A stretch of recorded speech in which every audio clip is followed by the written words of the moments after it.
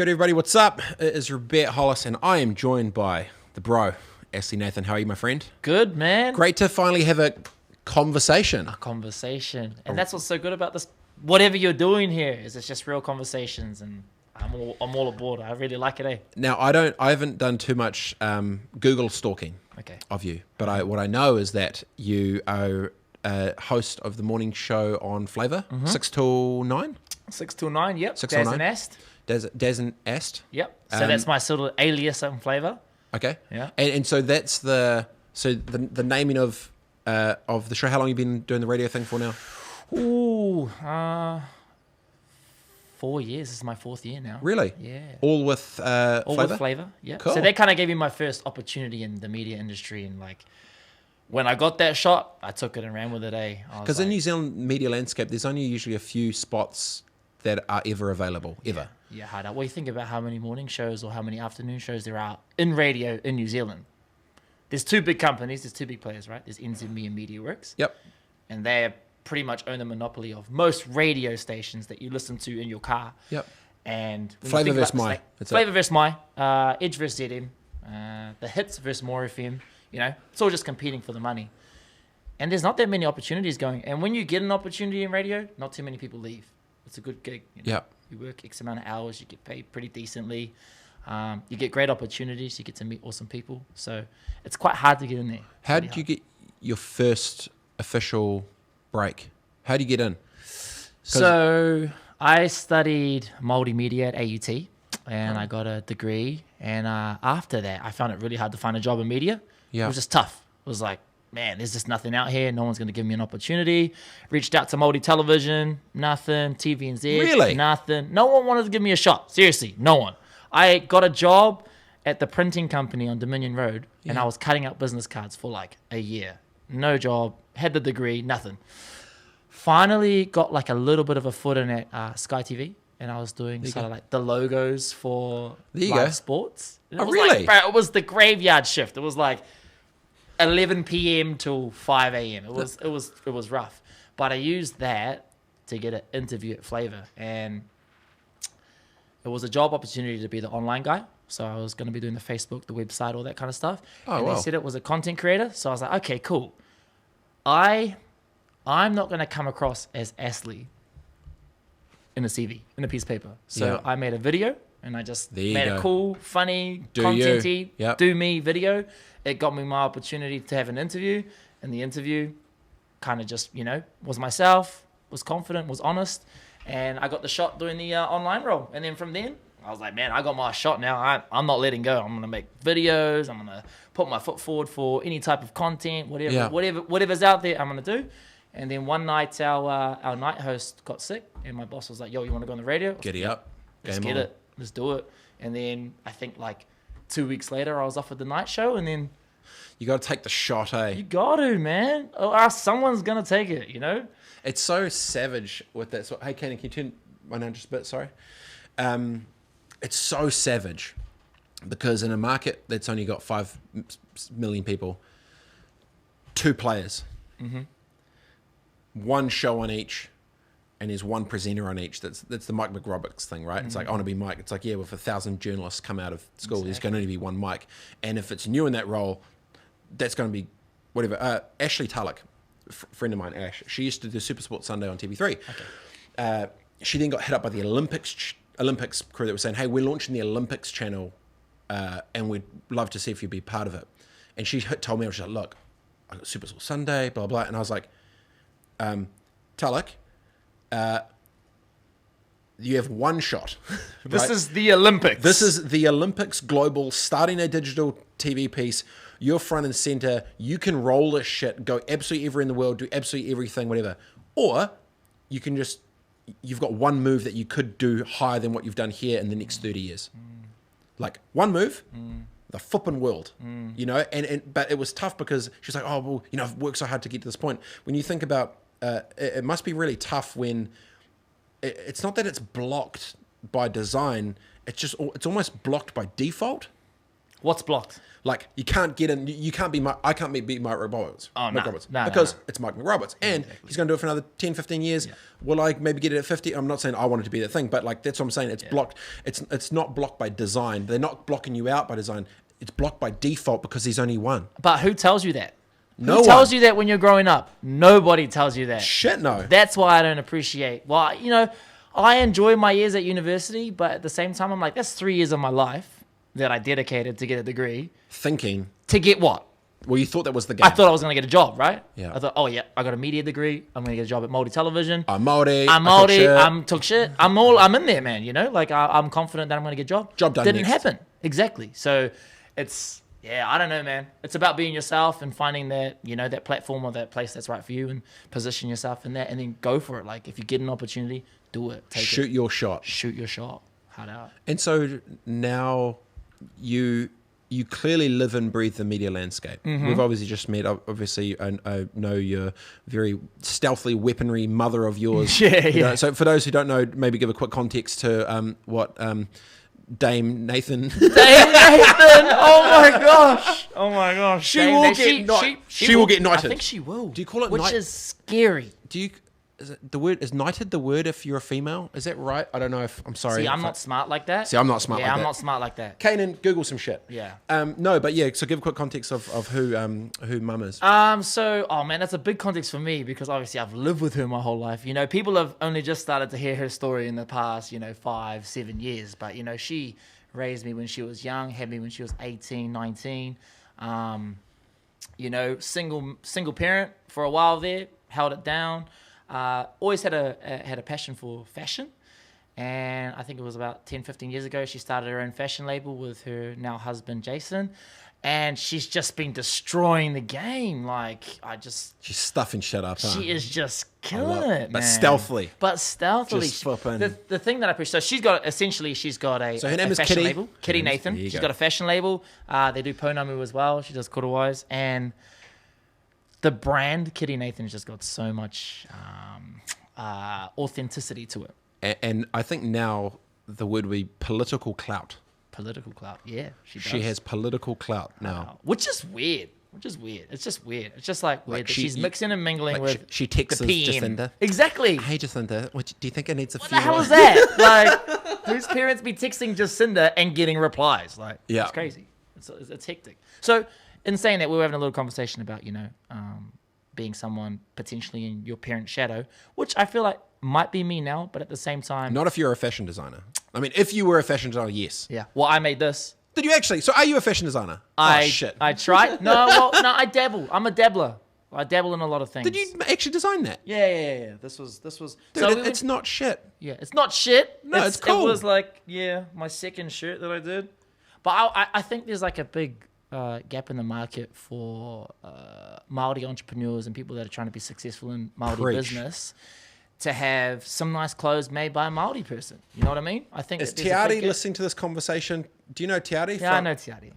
He's frick, I'm so bad. Tour Architects Yes. with Nick Dalton. Yes. And he's got a label. But I see his label as a bit more urban street. Yeah. Right? You know what I mean? It's not so like you can't wear that to a red you could Yeah. wear it to a red carpet. That's a bad example. But you're not going to... No, so off air, we're going to have a conversation. Okay, good. Anyway, continue. So actually, on top of all your meta shit, you also are a fashion designer. I just like a lot of shit, bro. Okay. I like a lot of shit, which is why media is good for me because, I mean, you can put your media skills into other things. Like, Yep. for example, if you start a clothing label, you can create cool videos around clothes. If you want to, make food or create Yep. food, you can do cool videos around that. Or I just like Creation. creating. Creating is the thing. What was it like so how many siblings, how big's the family? Huge. So I've got an older brother to my parents. Yep. Yeah. And then I've got a stepsister who's my stepfather's daughter. Yep. So that was like my older siblings. And then my mum and Jason have had 3 kids. Oh, wow. And they're about 8 to 12 or 8 to 13. And my dad's had 2 new daughters as well. So You got full gang. Yeah, bro, I got a full gang. So what's it like growing up in a openly creative household, and how do you think that's because I'm not saying most households aren't creative. The classic is, if dad's a businessman and mum's a teacher or something, there's always a similar vibe of what the conversations are at the dinner table or what they think the expectation is. When you're in a creative household that creates and does, and obviously Kitty running shop and the rest of it as well, did you feel it was different growing up because what were the conversations like at home growing up in a creative household? Man, like Open? I think it's very open, you know. I think there's no expectation of what you need to be doing or what you have to be as a person, you know. It was always like, if that makes you happy and that's what you want to do, then we'll support it. That's essentially what it was. But I think I always got a little bit of, I guess, you know, your parents are your role models essentially if they're good parents to you. And, you know, seeing her create and seeing her make fashion and seeing her design, I just appreciated it. You know what I mean? I was like, that's cool. I like that. Don't necessarily want to be exactly what you are, but I appreciate the creation side of it. You know what I mean? Starting from scratch and creating something and seeing the final product. Yeah. That's cool to me. I'm like, that's dope. How many of your other siblings fit into that? Fit creatively? How many are creators or how many? Ooh, I'd say, I think they're a little bit different because I think that they were raised in a family that was a bit more together. Got it. And a little bit more, this is like a standard family here in New Zealand. You know, mum and dad, 3 kids, you grow up together, you play sports. They never really lived the life that I did. Not saying that I struggled, not saying that I was like super poor, or like didn't have a home, but it was just... But you lived a different world first. I lived a different world to them, you know what I mean? So me and my mum have a really good relationship. We talk a lot. So you're the oldest son, right? Yeah, yep. yeah. So, I don't know where they're going to go, man, but I know that they're going to be great because they got a great foundation. You know what I mean? Yeah. I definitely think that whatever they put their mind to, they're going to be successful. Has your mum ever? It's always funny, like talking about someone that's also your friend. It's like hard out. Wait, you can call her Kitty. Yeah, let's call her Kitty. It's Kitty. There you go. Kitty. Yeah. So has Kitty ever pulled you aside and be like, "Yo, I got a good thing going here. Don't go up to flipping Soul Bar and get too wasted and do some dumb shit that's going to cause issues for me and my crew." Because you're young, you're loose, you're in the media game. No, I've been given the hard word a few times, because as you do, it causes problems. I want to have a beer. I want to have a good time. I want to be myself, and that's pretty out there. But you don't want problems. So when it's when it's on and it's serious, yeah, right. Yeah. No drink. Does she have code? Does she give you like code words or things where it's like, all right, we need public ast or private ast? Nah, she's pretty good, bro. She's pretty good. And if it's anything too serious, I'm not invited. Yeah, totally. I won't be going. You're like, you hold it down. What about yourself? What's your family buzz? You know, what household did you grow up in? No one. This is about you. No, it's not about me. It's a conversation. It's a conversation. So I am ridiculously public for me, but insanely private for my world. Yeah, so like interesting. No one, for example, 99% of people who knew me didn't even know my wife was pregnant, and then it was like, surprise, here's a baby. Oh wow. I don't show really what my kids look like or any of my no one knows who's in my inner circle. Yeah. Only so it's very. But it's been because you're in the. I mean, you probably understand. It's when I guess there's media or content, or you exist in a framework. Unless you have boundaries and a playbook to what you choose to play with, you can weave worlds which aren't real and causes problems and actually stuffs you up mentally. Yeah. Opposed to me, I know I will not do this, and I will 100% do this. Yeah. And so you kind of, if you don't have that separation, it gets a bit too. Who am I? Exactly. Yeah. Exactly. And so I've become, and so even like people would just lose their shit. It's like, how did we not know, so it's very strategic that way. So when I've done specific commercial stuff, things have been going for, 18 months, 2 years. No one knows. And then it pops and everyone's like, what the fuck? And it's like, yeah, because I know what I'm doing. So from my side, it was very that, but to run it back, yes, I was, I wasn't good at school. But I always loved creation. I was not smart with... Book smart. Not book smart. Not book smart at all. You people smart? I feel like you're people smart. EQ and energy wise, I stuff shit up. Like I can walk into a room and I can feel... It's a weird thing. I can feel energy with rooms. And so I've always been able to read rooms really well and read people and their kind of intentions. Yeah. And as soon as you know if they're a good human, they mean well, then you can mess with them. Everything else is then is the pretty walls much fine. drop a little bit, eh? Yeah, and I think as well you get to a better, more authentic relationship when you can get to that point quicker, which is why I like to operate. I was talking to someone before, like I like to operate flat, where I'll talk to you the exact same way I talk to a CEO or to someone homeless or to any of my crew or each of my friends, it's flat. It's authentic. And when it's you good. roll flat, it means that you don't need to wear different hats to different people to show different faces. Yeah. That doesn't work. As long as you're authentic to yourself, bro, that's all that matters. As long as you're doing you. Yeah, as long as you're doing you, because, you know, at the end of the day, if you start trying to appease people or change yourself for them or exactly what you're saying, you just start getting confused and a little bit lost, whereas at least it sounds like and it feels like you know who you want to be and you know what conversations you want to have and you know how you want to portray yourself, and that's dope, man. That's cool. Did you feel pressure growing up? Have you felt pressure in the last 5 years as Kitty sort of started to pop in the mainstream commercial world, and she's stamping it down, and you're starting to have footsteps? Have you felt pressure? I put a lot of pressure on myself. Yeah. She So probably doesn't. She doesn't put just any like- pressure on me. She's just doing her thing. She loves me. Like, she's fully supportive of everything that I do. So there's no pressure from a standpoint of I'm a Nathan and I need to do something well, or she's doing amazing in the media. But I think the pressure for me is obviously being in a public forum, in a public space on the radio every day, and being told certain things, or maybe being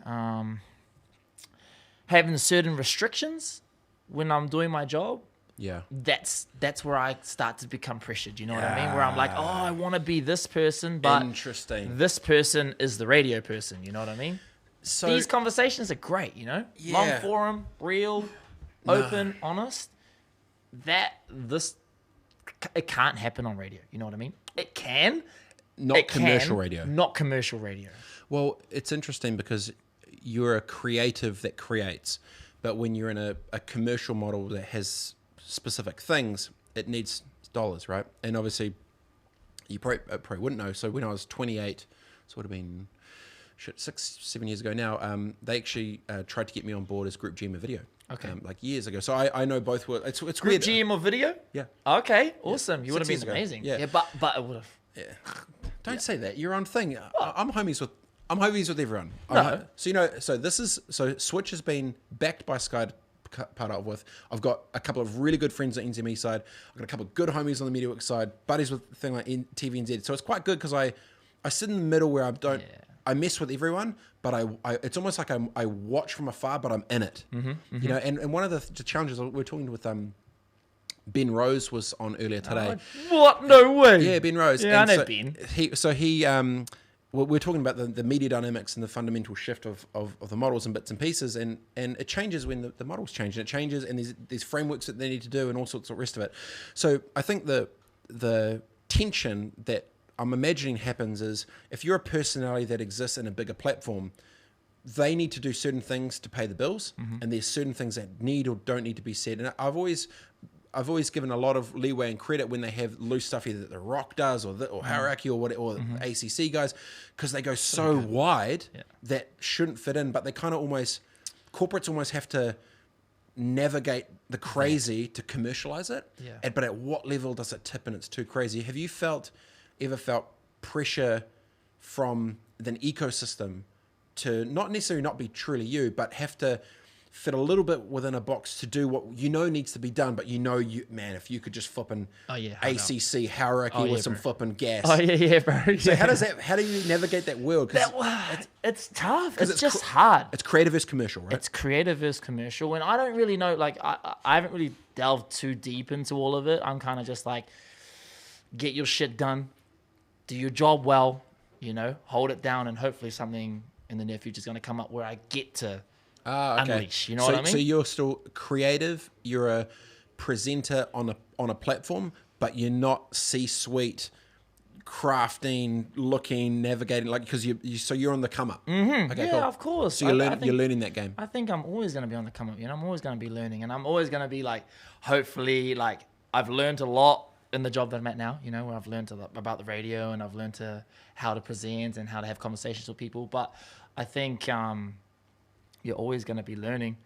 But yeah, being a creative in a commercial space, I think it's just tough. It's just hard because creatives, I think we think that we know what's right.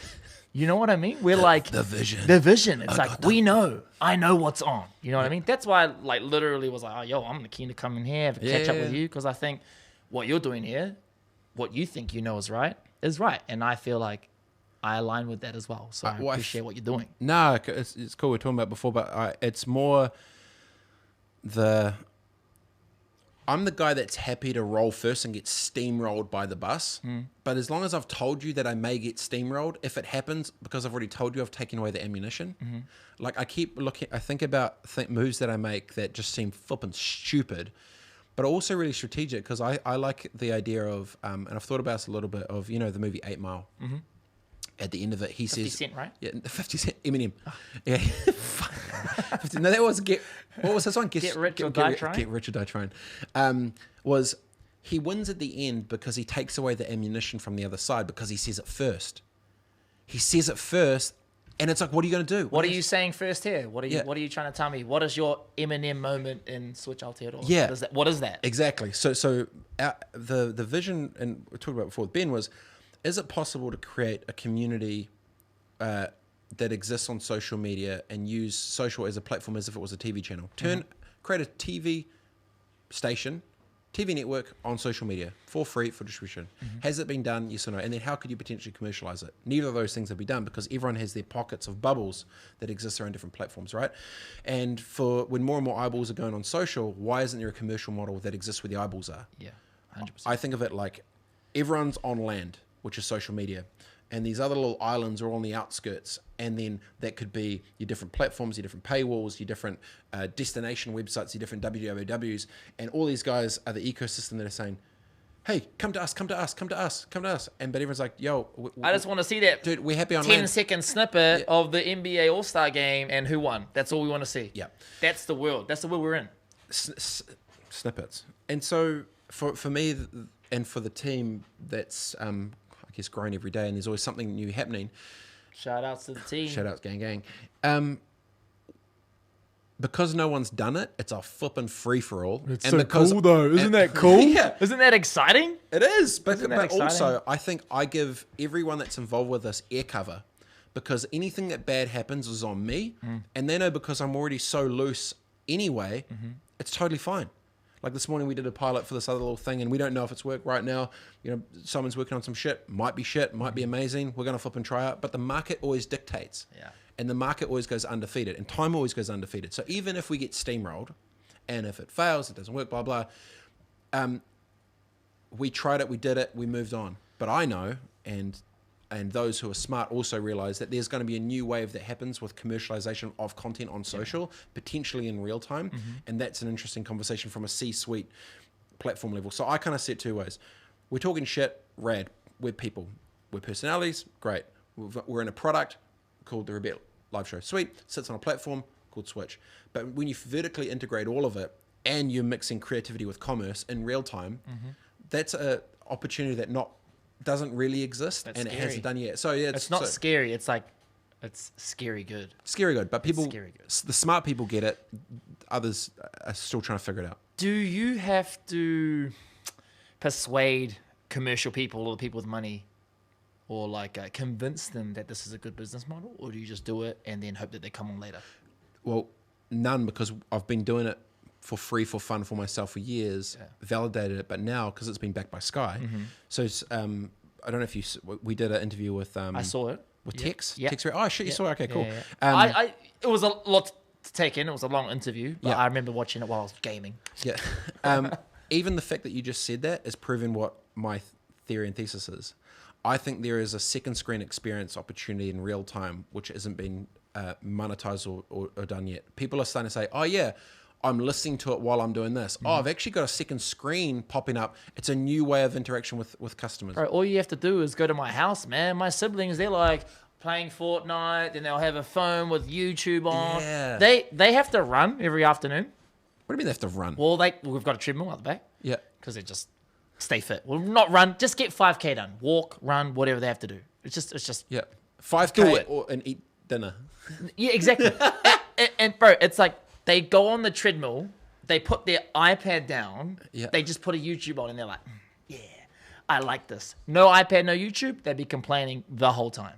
Do you know what I mean? So it's kind of like that multitasking thing. They Fortnite, they got an iPad, they've got a phone as well. It's so digital now. There's so many screens available. Well, I can't even keep up with them. I'm like, don't watch things while we're playing games together because it's just too hard for me to like concentrate. So they're playing a game and watching something else. Yeah. These flipping kids. They're crazy. And how much information are they gathering? Like, you know what I mean? And the consumption of it. It's crazy. It's every day.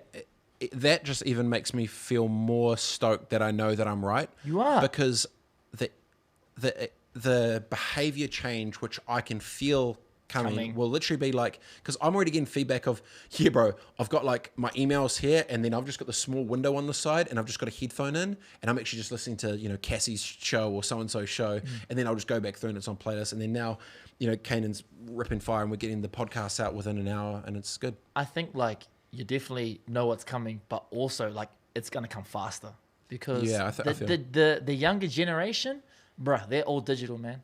They love YouTube. They love consuming media a lot more than what we used to. Like I can't really sit on YouTube for like longer than 2 hours because I just start to get a little bit like this is too much. Whereas all afternoon they'll be on YouTube playing games. Like that's life. And I know that that's not just my siblings as well. That's the future generations. Yeah. That's where they learn. That's where they discover. That's where they get entertained. It's just that YouTube style media. So for you now in your world, coming up, say 10 years ago, how has your view on New Zealand media changed now that you're actually in it? Like, what's your macro overarching thing of the landscape of media in New Zealand? I think. Without getting fired, I don't want you fired. Nah, I won't get fired. It'll be all good. I just think that I'd say media is losing a little bit of its power.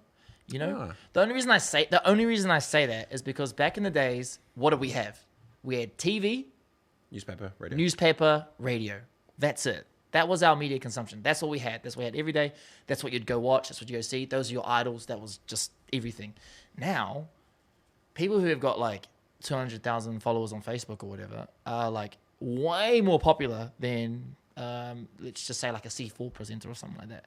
Yeah. Just because they're being unique to themselves, they're creating the content that they want to create, and people that align with that content align with them. So they've just got like a mad fan base. Whereas, I don't know, I guess media's almost losing a little bit of authenticity, I feel like. A little bit. It's like I just feel like authenticity is the winner. It's the real shit. It's the real shit. That's how I feel. I think authenticity is... And the market's starting to catch up? Yeah, hard up, 100%. I think that people want to see your real feelings. They want to hear how you're really feeling. They want to hear how you really feel about media or how you really feel about whatever it is. I just think that authenticity is the future, and it's going to catch up. Because what are all these youngins doing at uni now? They're like all fighting for, what is it? Global warming and being ethical and all that kind of stuff. That's going to slowly creep into media, I feel like. You know what I mean? People are like, yeah, I just want real shit. Yeah. I just want real content. So I just want either to be entertained and laugh or have real conversations and real... Edutainment. Have you heard of that word? No, I haven't. Edutainment. Entertainment that's educational. Mm-hmm. Bit of both. When it's, I think it was the 3 H's of if it's humor, honest, and there's another H, humility. Kiwis love that. Honesty, humor, and humility. And if it's edutainment, where it's educational and entertaining, and it's honest and humility and whatever the other H I just said was, that's what pops. But I think your analogy of the 200,000, how did they get that, right? The 200,000. And I've been of this idea that I've been thinking about a little bit more recently, where my gut feel is that the power is shifting from those who were reactionarily, I guess, waiting because they'd earned their right for their position of power, to those that are like a YouTuber or whatever that gets us 200,000. It's like, no, I'm not being reactive. I'm being proactive. I'm getting mine, and I'm taking my own shot. I'm creating my own world. I'm doing my own shit, whatever. I feel it's flipped. You know what I mean? Like To the YouTuber or to the own shit? well, I feel that the power of actual influence is those that have been proactive to create their own way, than those who have waited to get the power by design. Yeah, I know. You That's know? me. I'm in the power of design stage Yeah. at the moment. You know what I mean? And that's on me to create whatever I want to create, which is what, I'm working towards now. But I couldn't agree with you more. I couldn't agree with you more. Because how much influence does that person have being proactive? Because everybody that's on their page and everybody that follows that person really genuinely likes them, Yeah. right? Maybe it's not 200,000. Let's be honest. Like, let's just say 200,000. Let's just say even 20,000 of that 200,000 are genuine, real fans. Yeah. That's so much influence. You make a shirt, 20,000 people are going to buy it because they like you. They like what you're about. They like what you talk about. You make them laugh. You make them cry. You're real. Like, that's so much influence. And I think I was just thinking about a conversation I had recently. It was with a big marketing manager of a big well-known brand, and we're talking about influencer marketing. And I've got a very, very deep, passionate hate for influencers who are committing fraud by buying fake followers and then leveraging the fake followers to agencies to get brands to give them cash for followers they don't have. I have a huge issue with that. Because it takes away from genuine people of influence that do cool shit. Anyway, and I was talking to this marketing manager and I said, what's your take on how the influencer landscape is as a brand? Like you're paying, hundreds of thousands of dollars, you're doing all this crazy shit. Like how do you feel it goes? And his insight was super insightful. I wish I could say his name because he'd give him some props, but then you know who it was. As he said, influencers are coming to us now, selling us the show of Shorten Street, but they're actually selling us the adverts in between it. And I was like, what do you mean? He's like, well, when I watch Shorten Street, I love the show of Shorten Street. I buy the character. I love what they're about. I love their quotes. I love what they're wearing. I love what they're talking, given the analogy. And I love, or the example, and I love, the vibe and the mission and all the rest of it. And then they have a pop and they're the great character. And I love the character of the show. And then they realize that then they're the character and they start to realize that they're like a show. But then they start to treat themselves like a show and sell the ads in the middle of hashtag sponsored with my great wristband, thanks, hashtag Rolex, as I get into my car, and the show starts to become the ad. So if you look through the stream, he was saying, if you visually look at the stream as if it was your Shorten Street, what bits is the Shorten Street as the show and what bits is the ad? And I was like, holy shit, I think I know what you mean. And then he literally brought this person up. Yep. And I never visualize, if you buy a Tesla and you drive around, all you do is every time you see a Tesla, you can't stop seeing it. Or a builder that walks in and all he can do is see, oh, that's off by 1 degree. As soon as he showed me this stream, I was like, holy shit, I get it. And he said, now let's scroll back to when he first popped. Scroll, popped. And it was just like passion, creation, epic, character, scene, vibe, quote, like it was everything. It was like, and he was like, I love that.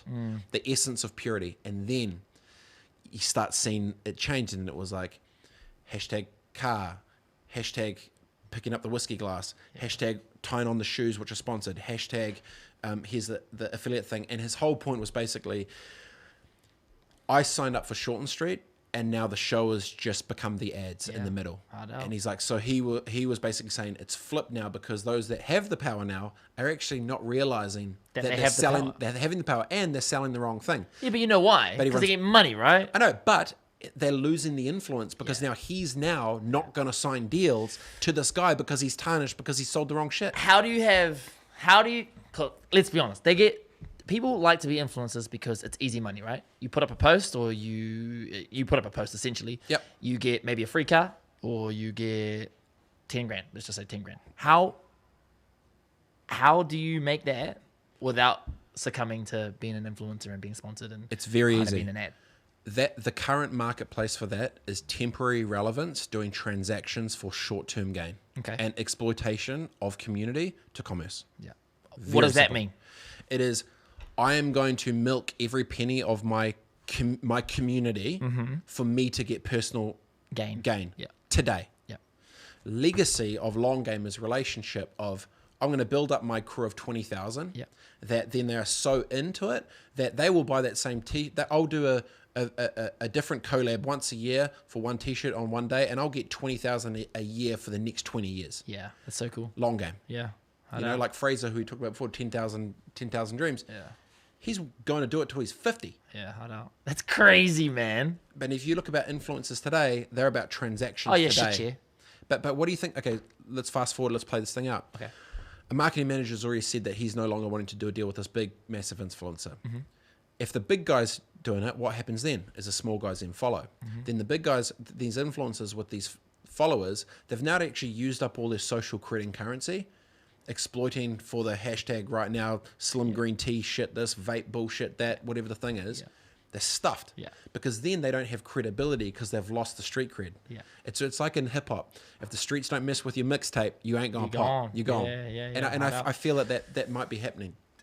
Yeah, it's interesting. Does that make sense? No, it does. So do you do influencer work? Nah, not really. Okay. Like, But your friends obviously do. And yeah, I'm in that industry, but I just think there's something about me that doesn't sit well with me. You know what I mean? partnerships is one thing. Yeah. So I've never once been paid for a post. I've never done a sponsorship arrangement for anything ever, for anything I've done ever public. Because I've obviously got commercial shit that I do. Like, that's what I do. This is fun stuff. Yeah. But we were actually talking about it because I was with the Samsung crew at the Unbox event in San Fran, which was flipping rad. It's rad. But they couldn't pay me to be there. They wouldn't pay me to be there. I would not ask to be paid to be there. They couldn't pay me to say it was dope if it was shit, but the authenticity of me saying this is dope or not makes so much more weight if it's genuinely dope or not. Yeah, opposed to, oh, this new Huawei flipping thing, and then the next year, or the classic is a flipping person who switches car brands.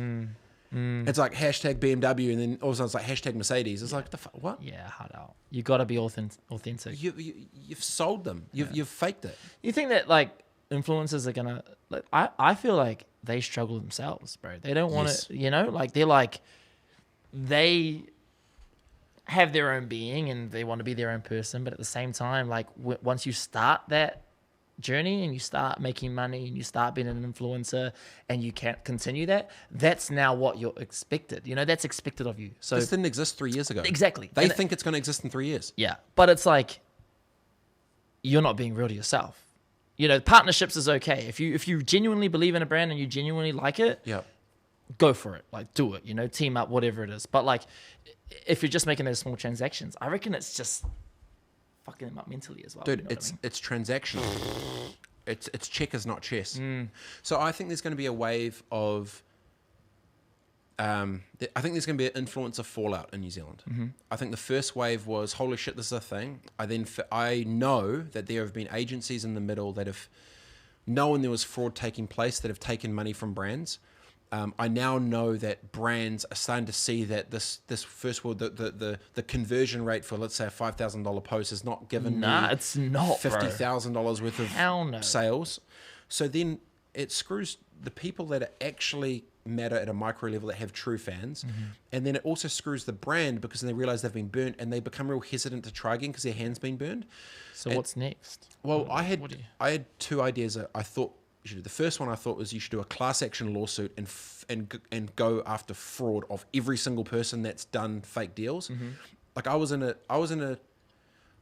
meeting and I was brought in, and there was a influencer, there was an agency, there's a brand, me, and the numbers in my head weren't stacking up. So in the meeting, I brought up my phone, I brought the person's name up, I start looking at their engagement rates, I looked at numbers, and I was like, wait a second, they've bought like 70% of this audience, and I'm sitting in a room with the brand about to sign it, and I was like, how do I, and so made a break happen and thing, go out, and I said to the agency, I was like, if you sign this deal, you're going to be part of committing forward. You need to delay this deal for a second. And then they changed the word in the contract to say that, you know, our engagement with you is based off authenticity, blah, blah, blah. And so if they then signed it, then they're liable. Far out. And so my first idea was do a class action lawsuit, be a flipping dick. Because I've got a spreadsheet of everyone who's faked it in New Zealand, of all these influencers. And I know You're crazy.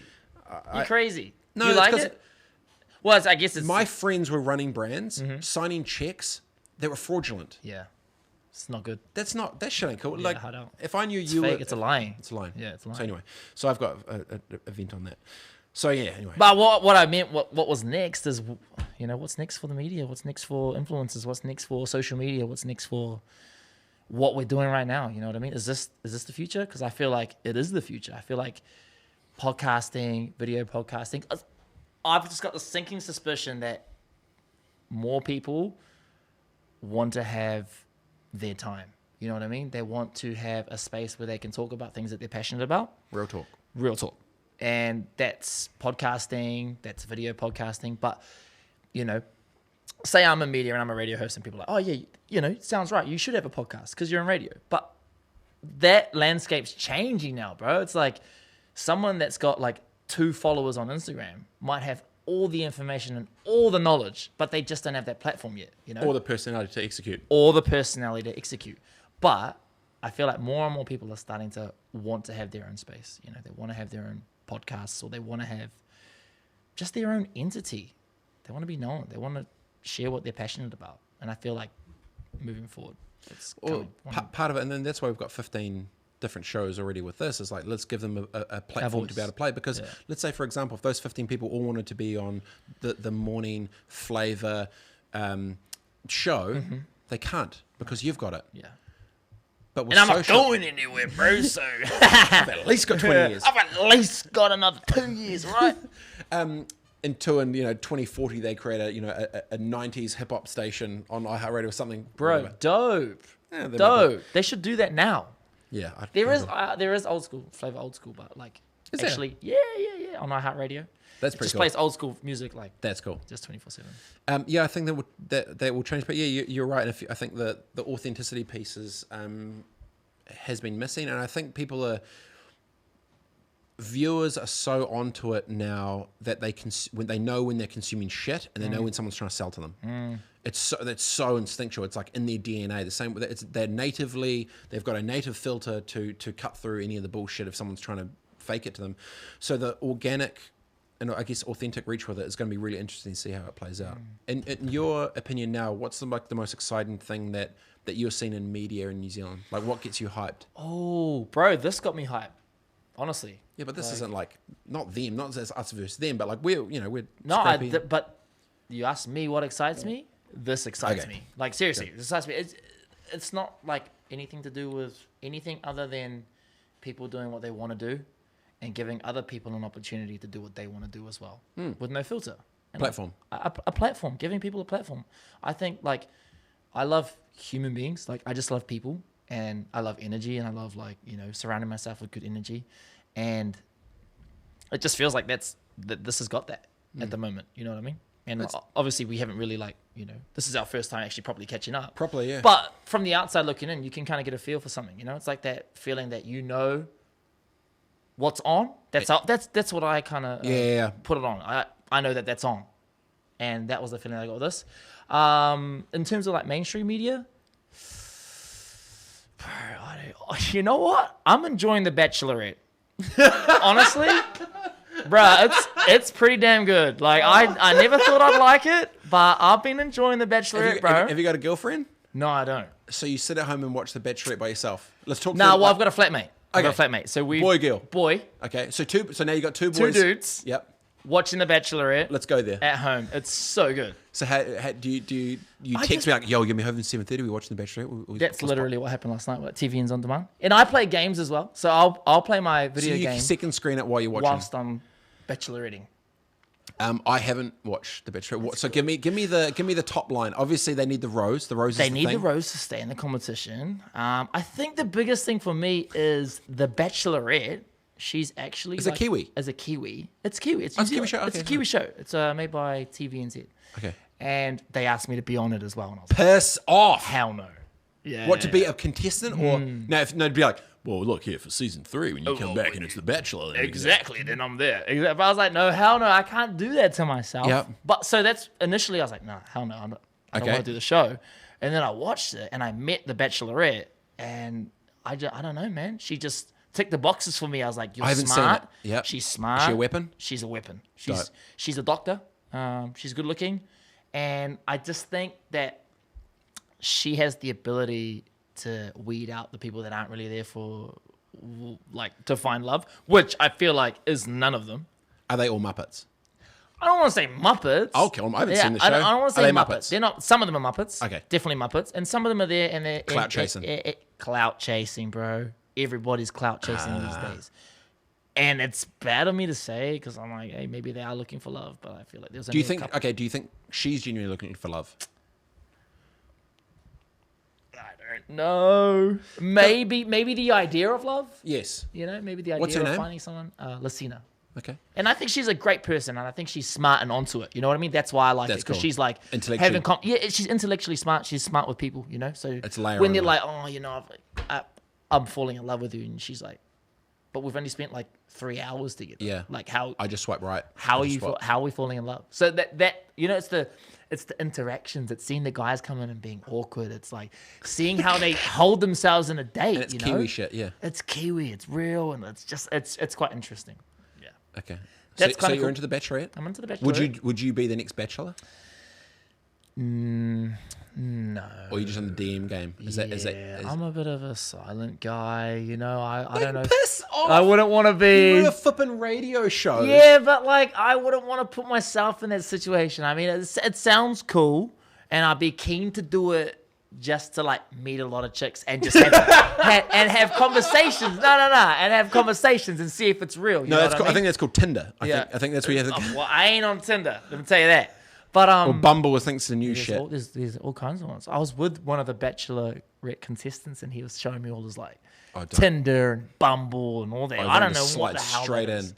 And he's like, "Oh, I had never had any requests before Bachelorette, and now he's got like hundreds." I'm like, crazy. That's hectic. I'm just bringing up a bit of feedback. I'm thoroughly enjoying this. First time here. I definitely need more thinkers like this in my circle. Alexia loving this convo. Oh, cool. Samuel Bowden, thumbs up. Stuart Little, the mechanisms now exist to make your own market scale. Awesome. Smart Cool. people. Smart people. Hey, smart. Smart people. We'll take that. Smart audience. You want another Heine? I would love Hashtag another Heine. unsponsored. Hashtag Heineken unsponsored. Do you know genuine what's request. this from? Right. What?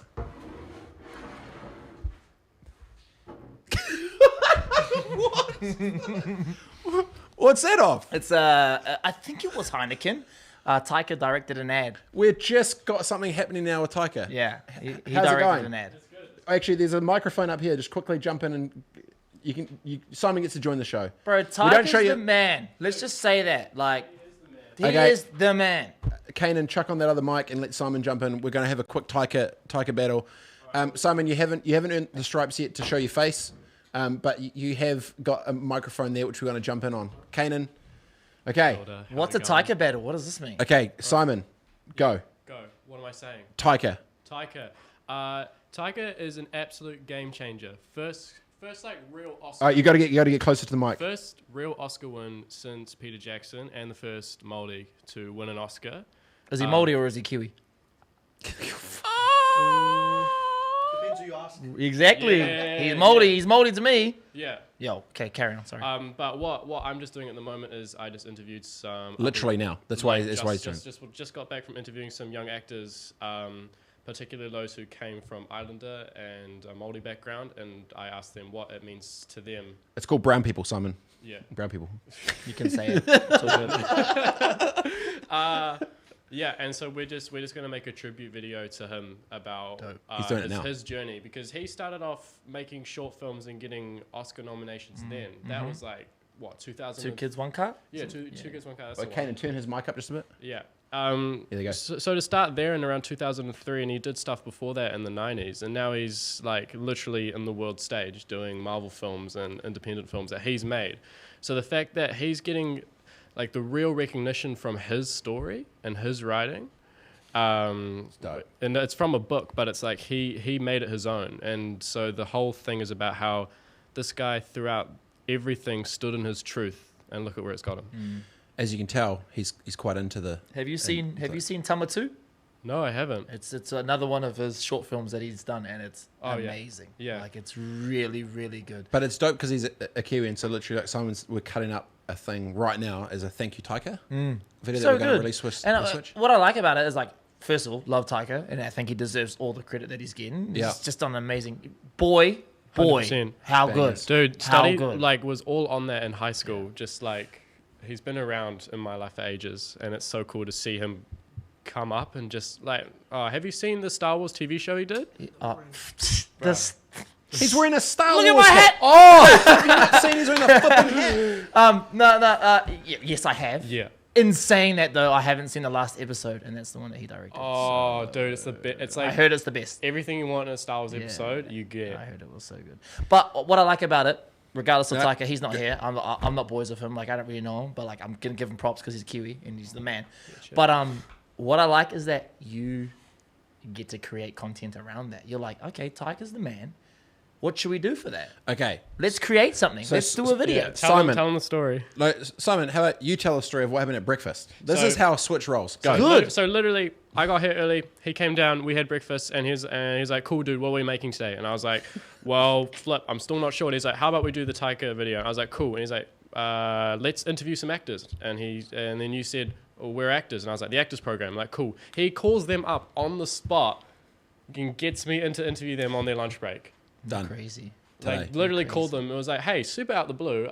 Just wondering if it's possible to make a video in tribute to Taika Waititi and interview some of your actors." Today. Now. I love go. the brain. And he's done that? I've done it. I just love got it. back. And at How'd it 12 go? It went well. It went really well. Yeah. Were they like, Get some shots. There was Bangers. some, like, my oh God, Taika. Oh yeah. Taika, I really like you. Cast me. No, a lot of what they did was what I was hoping for, and that was like, in yourself, what do you think it really means to you? The same way that he stands in his truth, can you stand in your truth and tell me Deep. honestly what you think of it? And some people were very honest, and it was beautiful. Like, I stopped and I was like, yo, that was beautiful. Like, All I heard is the shit's going viral, Simon. Yo, Yeah. that's what we want. Yeah. We want So, viral. Switch. Gang, gang. Like, All right, Simon, maybe what we'll do is you go back to the edit, because he's literally, you see his screen, he's editing it up right now as we speak. So that's getting created. It's going to be good. It'll be done, and then we'll premiere on We'll here. watch and it, then we'll yeah. get Simon, then you'll get to interviews, and you'll earn your stripes to get yeah, on earn the guests. stripes. Yeah, mate. Earn your stripes. awesome. Yeah, good Can't stuff. wait. So get back Simon. to the Taika Oh, edit. day 2. Can't or- wait. I can see him. I know what he looks like, but you don't. No, you don't. You don't get to He's gonna earn the TV time. until he finishes his mahi. Yep. Thank you, Taika. Thank you, Taika. Because it's actually pretty cool, and then we're gonna title it "Thank You, Taika." Thank you, Taika. Yeah. Good. Um, That's going out on Switch. Yep. Probably after this, as soon as it's done. Awesome. Speed. Speed. I like speed. What's speed? Just doing things with speed? Yep. Because I'd rather. I think I was actually saying to Simon, you said when we were talking about was, if you've got, to your point, if your brothers are watching, if they're playing Fortnite and watching something else, the multi-consumption of everything is happening not only at the same time, but simultaneously in multiple screens, then we need to create at a pace That they can consume. that they can see. I Like don't know. today, Yeah. what is relevant? Oh, I remember Go. when I first started media and it was like content, content creation, or what did he use? It was like essentially your own content. Content is king, you know? But- and but now it's more relevant now to this day. You know? Content is king, but context is queen. What does that mean? Context, story behind the story. What's the angle? What's the substance? What's the meaning that links back to it? Because just pushing out blah, if everyone does that, but someone pushes out purpose that has depth, then you don't have width, you have depth. That's so cool. Depth wins. What do you have to say about like speed? So you like working with speed. Yep. You see, you've created something from essentially nothing. You know what I mean? You're here now. You've got a great space. You've linked up with Sky TV. You've made great relationships in New Zealand, probably across the world. Yep. What do you have to say to people that want to be like yourself or want to be, maybe sitting in your seat right now with their own studio, creating their own podcasts or creating videos for Taika? Because there's a lot of people out there that I feel like have the talent or the ability to do that, but maybe it's lack of consistency and a lack of actually doing the action. So it brings up something that I talked about with Simon actually was, it is about the internal bravery to have first, to feel comfortable enough to try. Because most people genuinely sit back and talk about what they shoulda, coulda, woulda done, and they waste energy on the hypothetical of shoulda, coulda, woulda, instead of the realities of what did. And I am of a massive believer. I literally was talking to someone today about it. I said, we're playing basketball here, not soccer. We're going 140 to 138 in the third overtime, and we're going to win by a flipping halfway court shot. But we're going to lose 138 times. Yeah. But at the end, when it matters, we get the dub. Yeah. Opposed to soccer, it could be nil or nothing happens, and it's like, meh. Yeah. Meh. It's a draw. Corporates, more often than not, are playing soccer. Yeah. Risk management, Yep. shareholders, board, CEO, de-risk, cruise ships. Startups would be fast speed attack speedboats, you know? So it's a thing around speed, but then speed brings that execution. And then the big always challenge is, how do you create a cruise ship to become a speedboat? So I was thinking things of like that. I'm like, okay, if they're rolling this, how do we create fast? You know, say with my media company, Frontside was a speedboat. Saatchi's and Publicis is a cruise ship. It's a big thing. It's 80,000 employees, 110 countries. It's flipping publicly listed. It's flipping psycho, right? It's massive. But how do you merge fast and slow authentically, you know? And so what everyone that rolls with me knows is I'm playing basketball. But I'm not playing to the end of full time. I'm going as if it's a marathon, but to 25 overtimes, and I'm going to shoot, and I'm just going to keep going. Keep going, yeah. So to answer the question is, I actually think what I get when I was talking about before with regret, I just want people to try and do. And the reality is, after they feel brave internally, like if you're an employee, right, and if I was your boss, I would want you to try and go and create and do. So the only question from a decision or a leadership perspective is, how do I create a framework and environment that you feel comfortable enough with, enough internal bravery for you to go and try and do and not feel bad if you eat shit? Yeah, hard out. Like Simon's creating something now, it could be horrendously shit. It could be dope. If it's shit, the market's going to dictate. If it pops, dope. That was mean. Yeah. Next. Hard out. And even if it's shit, you're still going to take insights of, oh, maybe it should have been a 15-second snippet. Oh, maybe it should have been a collage of faces that goes through. Maybe it should be this or that. But you won't know until you try. Yeah. What usually happens is most people sit around and think of the shoulda, coulda, woulda. Yeah. And then have actually just been brave to do. And then they've never done. And then they get to like 35, 40, and they're like, oh, what the fuck? What am I? What? Yeah. Regrets. Yeah. Hard Regret. big time. Does that make sense? Yeah, no, it does. How do you keep the energy levels up? Is there, do you meditate? Do you work out? Yep. So you do all of it? Yep. You do all of it? Yep. Yeah. And do you suggest that Yep. to other people? Yeah. Well, so what's your blood makeup? What's your DNA? So part Māori, Part Māori, part English. Oh, cool. So So I'm same as half me. caste, yeah. So mum Māori, dad Pākehā. Both Māori, but my mum's father is Pākehā. So, Oh, okay, cool.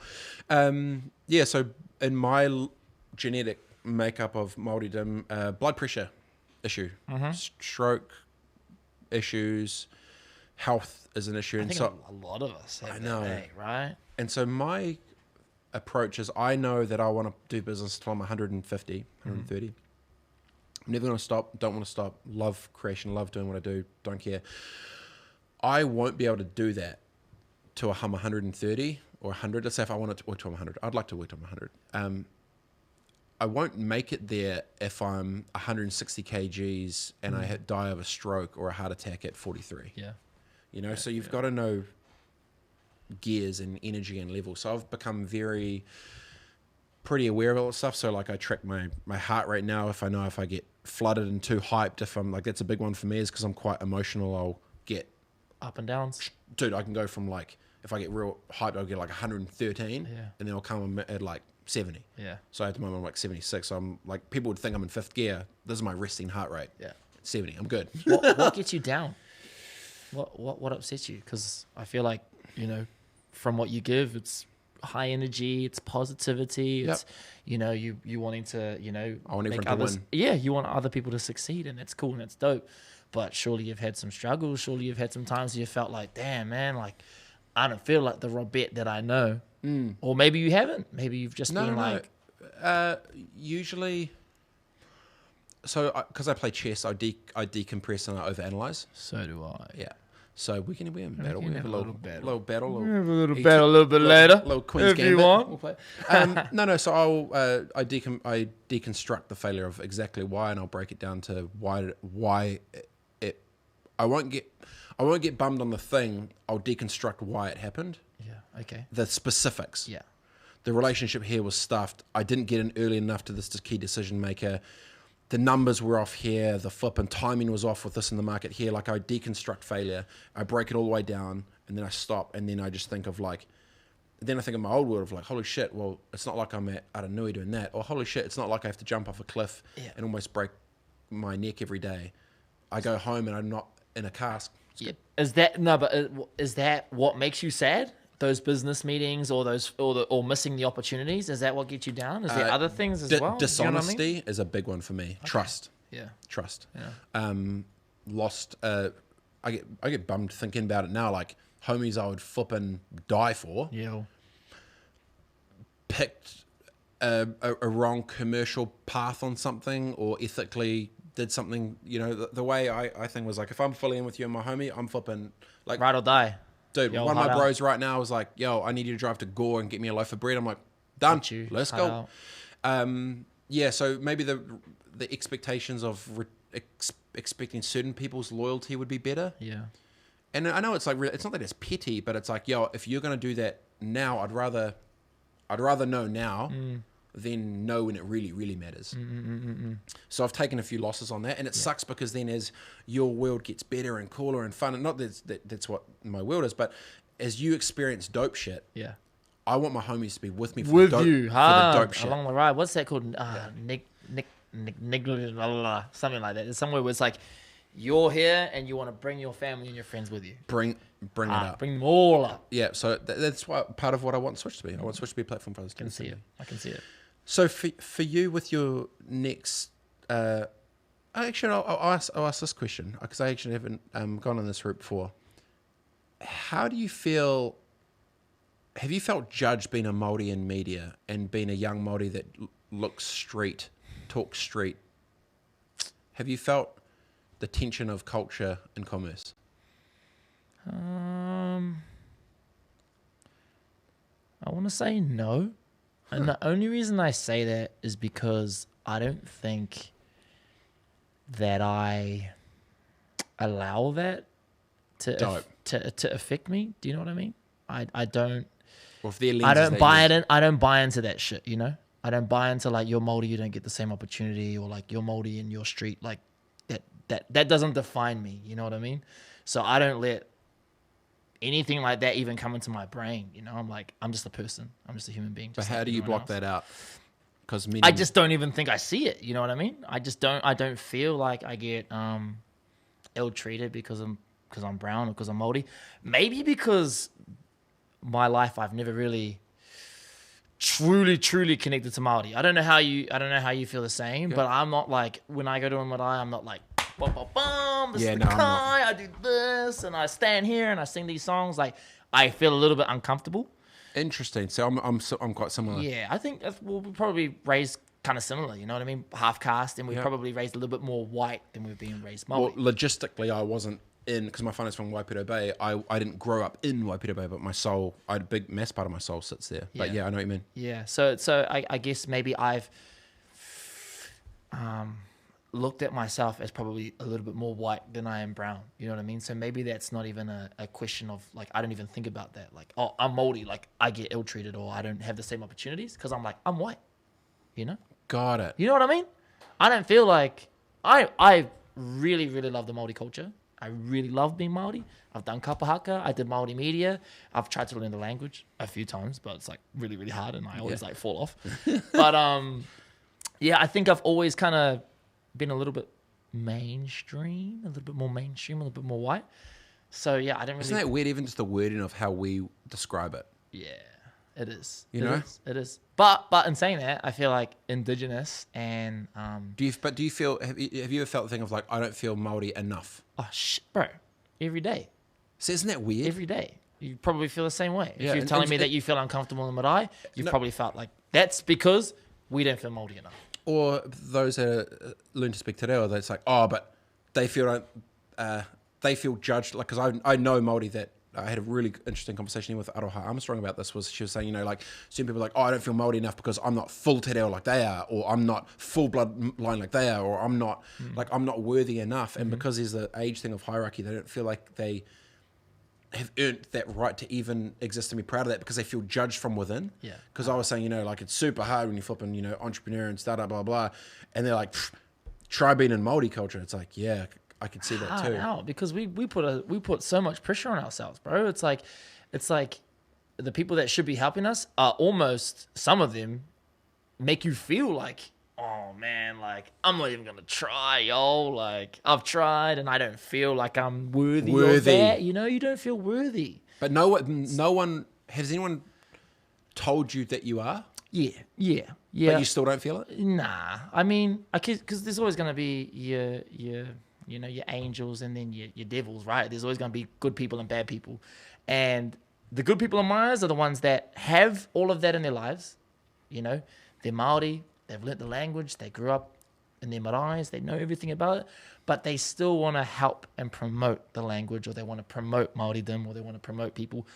Whether you're white, brown, black, it doesn't matter. Like as long as you're learning and people are learning, that's positive. The intent is there. The intent is there. Whereas other people are like, you pronounce the word wrong. Like, what the hell are you doing? You know what I mean? I've had a run-in with an actor last year, and he told me don't speak Māori on radio. Because what? Because you can't pronounce it right. I don't know who the actor is. So you can tell them to Trash. get stuff. I know. It was trash. It was late at night. Shit. It was late at night. It was late. Well, That's shit. It is shit. Because then think about shit. it. If you weren't so confident, you wouldn't. I would have been like, ah! Exactly. Go into your shell. That's what I said when I kind of told people. I was like, oh, lucky I've got a thicker skin than most, or Clearly, not most, that I don't give a fuck what you said. Yeah, like stuff I'm just you. going to be myself and I'm going to try. And to me, trying is better than not trying. Intent trumps all. Intent trumps all. Because even if you stuff up, but they know your intent's right. I understand that you shouldn't make a mockery of it, and it's not a laughing matter. It's not funny. It's not a joke. You don't make a joke of anything. No. But as long as you're trying, like that's why I respect people who maybe have the terrible pronunciation, but they still trying. You know what I mean? Yeah. They're trying to say it right. It just doesn't work in their brain. It's tough with a culture too when you don't feel like you're worthy, and even if they say like how to sort of navigate that, like to feel, because really it's better for all of you feel on the come up. Like I'm part of this this I guess heavy hitters Māori text chain with all these gnarly crew, right? But it's all crew older than me, like 40 plus. All hitters that I respect, but within its Māori culture, instantly it's kind of, you're young, shut your face, know your role. Yeah, how do you deal with Bro. that? I feel like you always bring it up, bro. I feel like you're like, I'm young, I'm 30, like I'm supposed to be 40, but I'm 30, and people are like.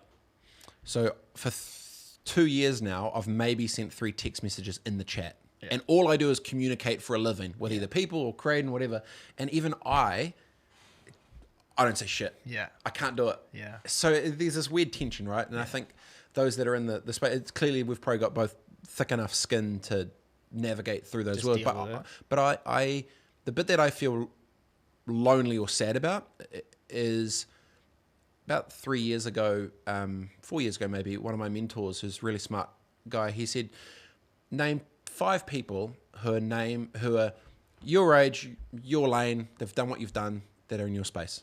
You can't. And I was like, no. He's like, because you can't. And he knew what because he's obviously very smart human. He goes, because you can't, that means it's on you. So if you don't take that mantle to open doors for others, no one's going to. And I was like, fuck. And it's that scene like of, and you'll be in a similar spot because you've got a platform, you've got awareness, you've got cred, you're doing all this shit. It's like in the movie The Departed, how Jack Nicklaus goes, he's like, heavy lies the crown. Heavy lies the crown. So when it's like you've got that great privilege, that also is a great responsibility, and it just loops itself. Yeah. And so that's why, for you, like you are starting to, make plays and do your thing. Well, then it's those next 13-year-old young bucks who are looking up an Ass, like, yo, if Ass can get on Fiverr, I can get on Fiverr. Mean. It's like that whole world. And I think you're clearly aware of it. I wish there was 100. I wish there was 100 of me that I could feel we were doing it together. Yeah. Not always feel just this. And it's always the entrepreneurship thing. It's always you feel like the lone wolf going solo and you want to do it as a team. So for the next my next wave of world, I've already said to those that matter, I was like, I'm doing this as a team. I'm not doing it solo again because solo is lonely. Yeah. How do you feel? How do you feel the world of Māoridom is getting more is more getting integrated into New Zealand? Oh, bro, it's almost like you have to have a aspect of Māori in your company nowadays. You know, Spark's like bringing in Māori experts and they're teaching hakas to like the staff and stuff like that. I feel like it's a positive. I feel like the more Māori culture, the more that we can incorporate into businesses or just to New Zealand is positive. Why not? It's culture. It's like part of New Zealand. It's like embrace it, bro. Embrace it. And I think a lot more people are embracing it. Go like 10 years ago. What's out there? Yeah, nothing. Now we've got people like Taika who are paving the way. We've got Stephen Adams who's like doing amazing things, and companies are now starting to get like what do you call them? Your diversity teams and stuff like that, which is like not just Māori culture. That's Indian, it's Asian, it's Korean, it's it's Chinese, gender, everything, man. But I feel, it's funny that I say that because I feel like it's a slippery slope as well, because I feel like too many people are way too PC.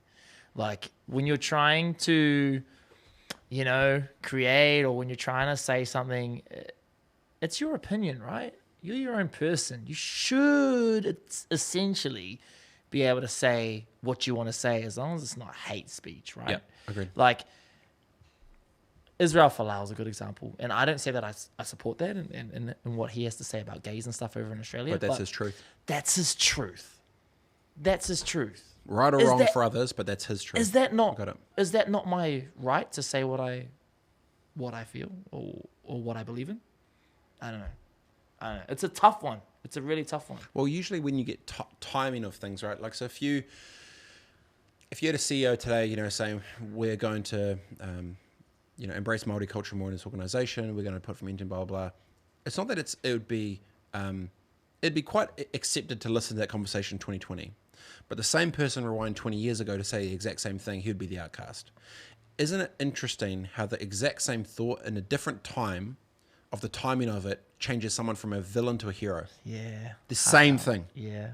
Yeah. And so sometimes where it's that steamroll of like the brave CEO to go first, like whether it's Spark going agile or flipping a CEO pledge to learn te reo or whatever it is, whoever usually goes first usually gets steamrolled. Yeah, they get slammed. Usually gets slammed. Hard out. And then the bus rolls over the wall ship, but then all the benefit comes after it. So I guess I agree with you for pretty much the most part of it, because the reality is when you do go first, you need to be brave to start to go, but it's heavy lies the crown. Hard out, man. Hard out. And this is what, this is what I guess I respect about what you're doing now, is like you're doing it and it's not stopping. You know what I mean? It's only going to keep going. And I think personally, I've been inspired by it. You know what I mean? So that's cool. That's something that you can take home and be like, cool, like that was one person that I positively affected by being the first to do it. You know what I mean? So I think all glory to you, all props, man. You just keep going, and not just you, anybody in any industry doing whatever they want to be doing. You know what I mean? Whether that's Kitty, mum doing the fashion thing, go for it. Do it. I've got the bro Tangaroa Walker. Do you know this guy? Tangaroa Walker. Farm for Life. Farm for Life. What's that, bro? What is Farm for Life? Bro, this guy is on some next level shit. So he's my bro from down south. Okay. He basically created a little mini Facebook page about documenting his life on the farm. Yes. Bro is on fire. It is. He's tearing it up. He's tearing it up. So he just had a baby boy. He's been rocking. He just said, I've been challenged with small racist comments in business. How have you tackled this hurdle? The more and more as I get higher up the ladder. So for starters, Tangaroa, you live down south and you're a loud, outspoken Māori with tats that doesn't give a shit, that says what's up. So yes, there are going to be issues, Tangaroa. So what advice so he's been challenged with racist comments in small business. How have you tackled this hurdle more and more? Is he expecting more and more as you get higher up the ladder? Unfortunately, Tangaro, the answer is yes. You'll experience more and more. Usually, the louder you get, the more shine comes on you, the more haters come out of the woodworks, and the more back channel happens. Clearly, if you're watching this, you realize that. Astley's, you've got pretty thick skin for this stuff. So I guess what advice would you have for someone in his space who's got a whole bunch of... So Tangaro was a perfect example. Someone like him, if he listened to that hater, would go silent in a shell and then he'd build regret, future regret. How would you...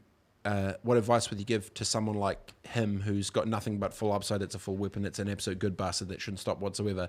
How would you navigate that in?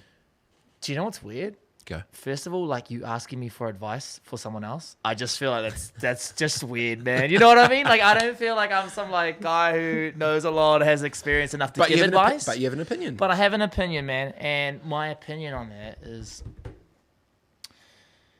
I don't think you can change what you're doing for anyone else other than yourself. And what I mean by that is like, first of all, I respect that he's created that vibe. He's got an audience. People like your shit, bro. Yeah. You know, people like your shit. People mess with you. People mess with you. People mess with you. So like, first of all, just be grateful that you've got that platform. Like that's so amazing. Yeah. That people are like, yo, I like your stuff. The racist remarks, bro, people, as you said, man, there's always going to be haters. There's always going to be haters. I think the real issue is, because I think you can brush that shit off, bro. You've got so many fans. There's people out there that like really like your content and stuff like that. I think the issue comes when you want to start to make it something more than it is. For example, monetizing that. This is the short and street show or the ad. Exactly. Yeah. And this is where you start to come into trouble, because if you're like, oh, I'm getting racist remarks and it does it get worse along the further along I get, it's like, yeah, it does. You Maybe know what I not mean? publicly, but potentially for some in certain situations on the back end. Tell me about it. Like a CEO of a big company, right? And he meets Tangaro, and probably an outstanding guy, but there's going to be judgments, right? 100%. 100%. That's just the world we live in, bro. If you go to Unfortunately. like Spark or Vodafone, not pointing them out, but there's probably going to be some judgments. And if your true being doesn't align with Vodafone or Spark, then it doesn't align, bro. Move on. Like find people that align with you, and like keep doing you, keep being you. So there is one line I would say, Tangaroa, and it was, I got told for me from someone else that got told to him, as whatever, and it was, if you don't fit in, you'll fit out. And it was like, the thinking was, you do you, Hard out. and people will mess with you and will be attracted to you like a bright fire that gets pulled in, or they won't, and it will be repel against like a magnet. You don't need to mess with them. Yeah. Or if someone's in your circle and they don't fully vibe ethically or morally, they'll fit out. They'll fit in or they'll fit out. Hard out. And I thought it was just real simple, but it made sense, right? Because when you dabble around long enough, you know who's with you for the right reasons and whatever. And I've been fortunate enough. I've done corporate partnerships. I've done different bits and pieces, but they've fitted into my world and not tried to box me because they know they can't. But it's quite empowering when a MasterCard's like, yo, we want you to be the new ambassador. And I'm like, dude, you're flipping MasterCard. Yo. And you're not telling me that I can't do this, and I'm just doing me. So the same thing will happen for you, 100%. The same thing will happen with him. So you just need to be, if they don't fit in, they'll fit out. Hard out. And I think like as long as you're consistent and stay true to yourself, like that's only going to be beneficial for you and your brand. And if it is the money side of things where you're trying to like make sponsorships to, because people don't, well, maybe you love farm work, which is dope, and you got an income, which is cool. But a lot of people aren't in that situation where they're making money and they've got a side hustle, which is like content creation. People want their content creation to be paying the bills. That's what they want. But maybe you just got to look at it in a different way. Like maybe I don't fit in that box. Yep. Maybe I fit somewhere else where I make my own farm teas, or I make little products that help with farming. I don't know. I'm terrible. I don't know anything about agriculture. I don't know anything about farming. But if you've got that audience and people that enjoy farming, find something that they need and create that. Love it. And you're in. You're serving your audience. Like you're serving the smallest viable market. Yeah. And I reckon that's the way to go. And I totally agree. I think it's absolutely perfect. Tangaro is a great dude, real awesome, good vibe, good energy. But you always got to watch out for crew like that, because you hope they have thick enough skin to know what's coming, to then navigate through all those things. And obviously, like, being a young Māori farmer in Southland, I feel like you got a very thick skin. yeah, you must have extremely thick skin. Hard. So that's cool. But no, I actually would need to get him on the show sometime soon. What gets you most proud to be a New Zealander in 2020?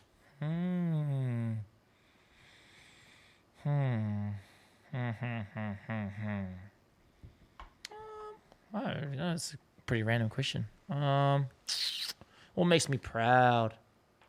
You travel around, see some cool shit. What you like? Oh, you know what, bro? I'm pretty proud of how New Zealand has adapted to like Indigenous. I feel like we're the leaders, we're world leaders in Indigenous. I feel like as much as there was wrongdoing and all that kind of stuff, I feel like it might not be enough, but we're still doing a lot better than a lot of other Indigenous cultures out there around the world. Māori are like, we're prospering, you know what I mean? In regards to like Australia and Aborigines and all that kind of stuff, I feel like our understanding and our sense of compassion and empathy for like the Indigenous and the Māori is strong, and I feel like we're so accepting of us. Might not be enough, but it's definitely more than other places. Māoridom and culture in New Zealand is like the new entrepreneurship. Hard. Well, it's not called Lago, it is mean now. Oh, now it's like everything. Now it's like if you got Māori on there, like people want to be calling their businesses Māori names just so they're affiliated. There's a cafe down there that I walk past. It's called Hemi. Oh yeah, the boys, yeah. Yeah, the boys. It's like, yo, and it was pumping, man. There was pretty good so food. many people in there. Jamie and James and Maurice do a very good job. Yeah, they do a great job. Well, I don't know. I haven't eaten there, but it's just like that to me is cool. I find that cool. I find that we accept Indigenous. I was talking with Aroha is my concern around culture for New Zealand is because I see things from a creative lens, a cultural lens, a commercial lens, whatever, is that culture will get commercialized by those that don't understand it, Yeah. and are doing it for the wrong reason. Yeah, I don't. And I was having a conversation to Māori TV actually about this, to Shane, the CEOs with their exec team, and I just said, you're a platform to help engage and empower and educate people into this world. If you don't do the job of educating culture within New Zealand, who actually will? Yeah. And you need to be aware that a lot of people now, as soon as they know that Indigenous so hot right now, Jump on that. what will happen if I'm not saying Asian or European or American markets whatever start to roll up, but let's say for example if a overseas brand started doing a big Māori brand in New Zealand and it became a Nike, and then you woke up and all of a sudden the culture which is owned by us is actually owned and being profited from someone who, like, how would that actually play out? Yeah.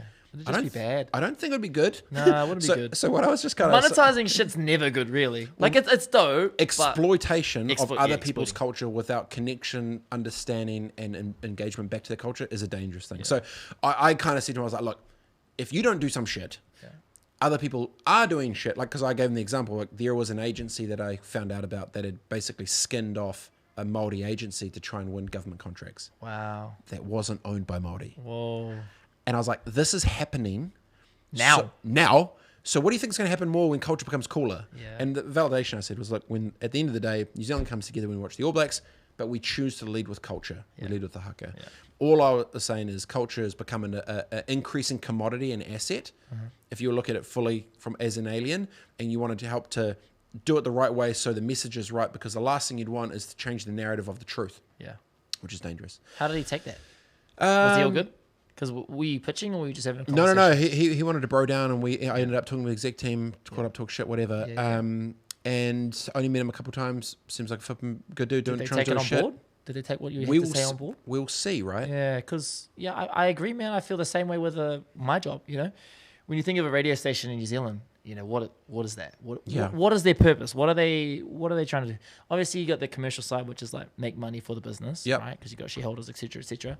But from just a radio station, I feel like you should be promoting New Zealand music, right? Oh, okay. That's how that. Like a ratio. Yeah, I 100%. put a post up on this on Facebook. It didn't pop, which I kind of thought it should have. I was a bit disappointed. But in the States, Spanglish is starting to become a big trend.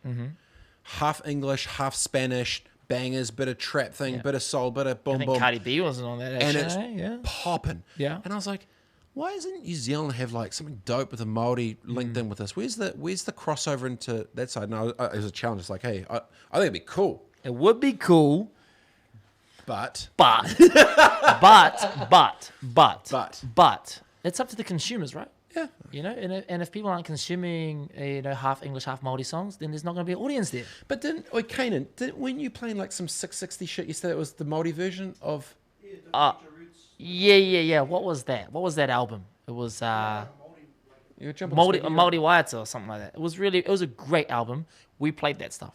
Did you? Yeah, we played that stuff. So what was your point being back in it? Is you think there should be more? I think that we should just be promoting New Zealand artists, not necessarily Indigenous, not Māori. Do you think it should be a quota on radio, mainstream radio for New Zealand music? I don't know if it's necessarily a quota. It's just They do it for supporting them. But they're starting to do it for boards. Yeah. Oh, well, I know men and female, in women France there's like a 30% quota, or is it France? It might be Canada actually, and they've got 30% of the songs on the stations have to be from Canadian artists, and I just feel like that's positive, right? Yeah. I feel like if you did that here, do you think that would be a good or bad thing for the market? great. There's enough music. There's enough music, and we're probably there almost now. You know, when you got 660, you got Sons of Zon, LAB, Drax Project. There's artists out there that are creating Some great good shit. There's some rap artists out there that are also doing great music. So there's a lot of New Zealand music playing, but I think more like those people are always going to get plays. If 660 release an album, Yeah. they're going to be on the radio, regardless, because it's 660. But what about the artists that are trying to come up? You know, what about the artists that are trying to make a name for themselves and are trying to be the next 660? They don't get a look in until they've done something or made something of themselves or popped. And essentially what we do is we go, oh, you're popping. Yeah, you come on here. We'll play your music because you're popping. Yeah. We're not trying to pop you. So We're stealing, you know? I gave a direct managing partner of a very big accounting firm, which does the big entrepreneurs awards, and I gave him a bit of shit. I said, you know, like you guys are getting the flex at the end of the journey where they become the winner of the year, but where's the support through the journey for that young buck to give the breadcrumbs to build up to it? So Yeah. I can see that. You know what I mean? And I think like that's just my personal thoughts anyways. I'd love to just support people, you know? Like radio is to play music. We should be supporting people that make music here in New Zealand Yeah. if it aligns with your genre. Is there a dumb question? I mean, I don't know the music. I've got friends who are in it, and you know, we probably know a few of the same people, but I don't understand the world. Is there like a outlet where creators can create, like say Switch? Mm-hmm. It's a platform for others to come and create. Mm-hmm. Does something exist like that for music, where like random, like you could just walk in and be like, all right, I want to do this thing, and like create. I don't know. I don't know enough in the music industry in New Zealand to say yes or no, but from what I know, I want to say no. So Red Bull have got some studios and they love getting artists in and they love recording, they love helping artists, but I think like you got to be a certain type of artist, you know what I mean? You got to have X factor, or you got to have something, whereas like if I just wanted to go and create a song, like I don't know where I'd go. There's a place out actually in Eastside in GI, Te Ohomai. And they've got recording capabilities there. They've got instruments, and it's a community-based That's cool. spot. That's a cool place. Do they Facebook Live it? They stream it? Do they do sessions? I What do don't think that they output enough content for people to understand what they really have. Interesting. Do you know what I mean? They've got the great facilities. This is just from my perspective. Yep. But they've got everything there to create a song. It's just maybe we need a little bit more reach or a little bit more audience or a little bit more like. Have you ever seen Dead Mouse's? I don't know how I The get it. DJ guy with the Dead Mouse with the head. Yeah. He's got a production recording studio cube, Okay. and he's got a top high wide angle thing, and he does streams, and basically people send him beats. He plays the beats in real time, and he gives feedback. Okay. And it's like a kind of a Twitch show kind of. I don't know what I seem for it, but then because I think about just content, right? I'm like, well, people like music. Why wouldn't you do like not a free-for-all studio, but a creators studio for creators that's just streamed live All the time? all the time? Yeah, that's crazy. And then roll up, create whatever it is, jams, not jams, Yeah. tune. You know, like how do you? I don't know. Like stuff like that just really intrigues me. You know, like why? They need a Robert in the music industry. No, I'm that just does kind that. like I know. No, I reckon that's a good idea. You know what I mean? But like because people want to create People and do it in want to make sessions. music. Like I would, because I can't play the guitar. I can't play the keyboard. I can't sing. I can't do shit. Yeah. But I love, like what I absolutely love when me and wife go on holiday or whatever, I love 5 o'clock, I go down to the flipping poolside, whatever, I sit up, I get a drink and I watch live music. Okay. I love watching someone sing a song in real time that I can see it, feel it, touch it. It's right there. I love like the rhythm, vibe, the energy, like that it's, you can't beat it. And then some of the best content I've ever seen on YouTube is, you know, making of the Black Album with Jay-Z when Timbaland goes in with him and plays him his beats. And you're like, And I'm like, oh my God. holy shit. Like, Yeah, just yeah. like that is the Some dope shit. real heavy hitters. Just like the dopest The biggest shit. heavy hitters. The biggest heavy hitters. Yeah. Imagine if you could see the future Jay-Z making a track live in 2020 that in 2030 becomes a Drake or whatever else. And it's like you saw them when he tried a little thing, and you see when he find a little riff or a little, you know what I mean? Like the art of I am passionate about watching creation and seeing when things pop. And even, you know, like Jada. When does it end though, bro? When does sharing become too much? Never? I'd watch a live stream of a public open music studio that could go 24/7. Yeah. I'm not saying I watch it 24/7, but if things popped and got snippeted, I would watch it if like a random jam popped up. Who's your inspiration? Is it Joe Rogan? Is it Gary Vee? Who's the guy that you? Because I've been told like you don't have an inspiration. You don't have a person. No, Wow. I don't follow. Anybody? I don't follow anybody. I follow Branson and Cuban on LinkedIn and Helen Clark. Okay. She's a G. Oh fuck, I've She's never a G, met her, bro. but she's a G. She's a G. So and I only She's follow. in the UN now, eh? She was, now she's back. She's interview her. crazy, bro. She's dope. I miss her. Who's the person that you want to be No, the I most love aspects of people. of people? Yeah. And So do you take those aspects and try and implement them on your life? No, I put it as a question to how do they get to that mindset. So my question around Branson is, I love how Branson, cool, he owns 300 companies, but I love the mindset that he has to have a formula in his head of how he can operate so many, but seem so happy the entire time. Yeah. When someone who manages a little retail store on the corner is pulling his hair out, going absolutely batshit crazy. I was like, no, it's a mindset.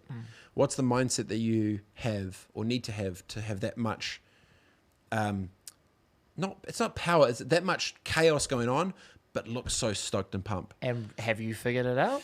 Have you got the I formula? figured a framework for it, but obviously I don't have 300 companies, but I feel I've got a framework for it. So his was, he wins through brand at the top through just doing him. Yeah. Branson's just flipping like cool, fun Branson, but then he's got a CEO that runs each company and they do their thing beneath him. But he runs through brand. Then you think I've seen someone like Mark Cuban, who also, I love his approach to business as in sport, because I was a competitive sport, transition to business.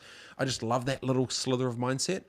And then it's mindsets. It's not, because what happens, right, is if you want to be, argument's sake, flipping the next Paul Holmes or John Campbell or flipping whoever the name is of the, Severe, whatever the thing is, if you focus on trying to be him, you're trying to replicate something that can't be replicated, which is like being the son of the gnarly CEO or someone that the expectations are to that level. Yeah.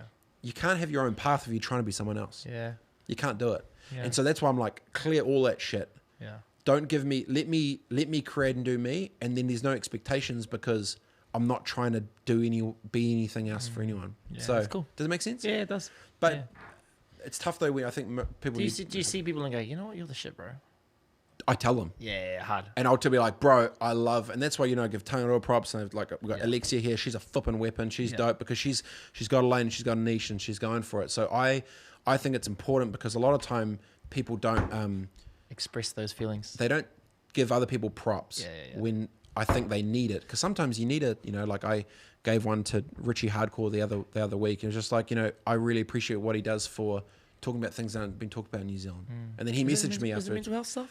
Mental health. He talks about a whole Abuse? bunch like use, women's issues, pornography, sexual violence, relationships, all these like gnarly shit people don't talk about. Yeah, And hard I was like public props, like flipping Richie, like I mess with that. That's Yeah, dope cool. that you talk about that. And my friends, I'll give them random reach outs. I've got. It's good. It's good. I schedule a half-hour block in my calendar Yeah. to do call outs for people. Bro, that's so dope. And then I'll just randomly ring someone while I'm That's doing so something. cool. So then because they always will be like, why are you What calling? Yeah, I'm like- hard. and then literally I'm like, just want to let you know, like, this shit matters. Thanks. That's so nice. it's weird. It makes you feel good too, eh? Well, I don't tell people I do it, but I think it was It's cool. It's like a really cool thing that you do. Most of the stuff that I do is not seen publicly. But Yeah. any other cool shit? This has been a good chat. Any other cool shit? Nah, bro. I'm easy, man. So where to next? What's next in the world? Oh, TV? I don't know, bro. I'm not too sure, man. I got Bachelor? Yeah, I got like a lot of ambition, but I just need to put it in play. You know what I mean? I think I'm more of a thinker. I could do that, but I don't do it. Why? You know, I don't know. What would you? Self-esteem, you know, it's like actually putting yourself out there, sticking your neck out. What do you mean? You've got a radio show. and Yeah, you I know.